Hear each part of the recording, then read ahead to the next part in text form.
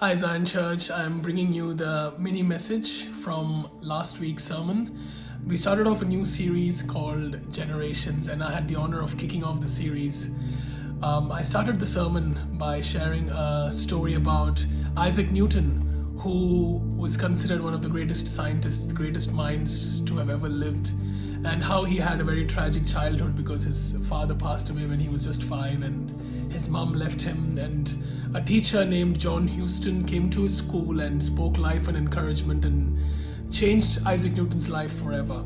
And I gave out a call about the older people or the generation empowering the next. I showed a video of a relay race from the 2012 Olympics where we see the passing of the baton from one person to the other. And I kind of gave 3 examples from the Bible.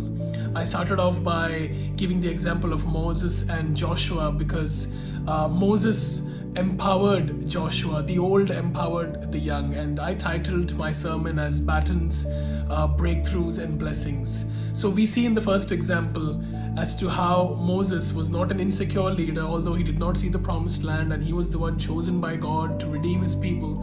He actually empowered Joshua to step into his calling and into his destiny. And the second example I gave was Samuel and Eli.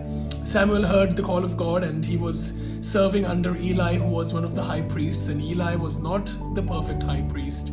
He was not the perfect father, and yet Samuel had someone to run to.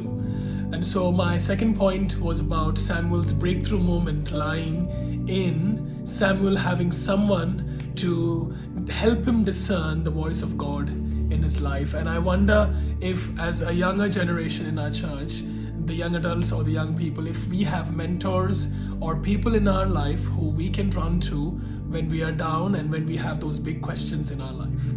I ended the sermon by giving the example of Abraham and Isaac, where in Genesis 22, we read this fascinating story where God asks Abraham to sacrifice his one and only son, and we hear the words love and worship mentioned for the first time ever in the Bible when Abraham is about to sacrifice his son. And we see this beautiful picture of Abraham and Isaac walking up the mountain, Mount Moriah, and worshipping together, the old and the young, worshipping together, and the blessing followed that worship. So I ended the sermon by calling out Zion Church to be a church that worships God together, a church where the young and the old worship Jesus together to see the blessing of God. And so we see this beautiful analogy throughout the whole Bible where the old empowers the young have somebody to run to, and this beautiful picture of us worshiping together as one body in Christ. And so my challenge as a church together, as we